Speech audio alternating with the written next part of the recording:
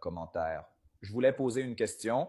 J'ai travaillé en Suisse pendant quelques années et maintenant j'ai décidé d'investir en Italie. Mon capital provenant de la caisse de pension du deuxième pilier en Suisse est actuellement bloqué. J'ai 48 ans et je voulais savoir s'il était possible de faire fructifier un peu ce capital parce qu'en effet, étant bloqué à long terme, c'est dommage de le laisser là, entre guillemets, mourir à cause de l'inflation.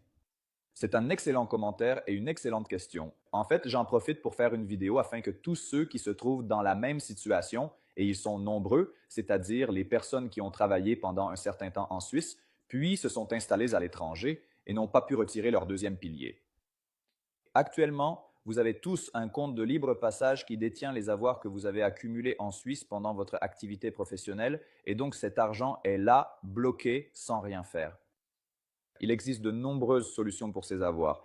À partir du moment où vous restez dans le cadre du deuxième pilier, donc du libre passage, vous pouvez gérer cet argent comme vous le souhaitez, donc soit le laisser sur un compte bloqué, soit le gérer dans des profils d'investissement.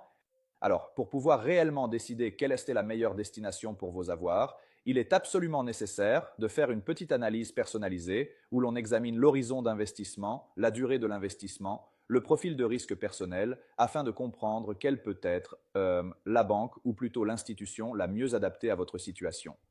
Et cela, on ne peut le faire que justement à travers un conseil personnalisé et nous nous occupons également de cela. Donc, si vous êtes intéressé à comprendre quelles solutions existent pour votre capital de libre passage que vous ne pouvez pas toucher et qui doit rester là à long terme afin de le faire fructifier au mieux, n'hésitez pas à écrire dans les commentaires ou à nous envoyer un message direct afin que nous puissions au moins vous mettre en contact avec l'un de nos conseillers.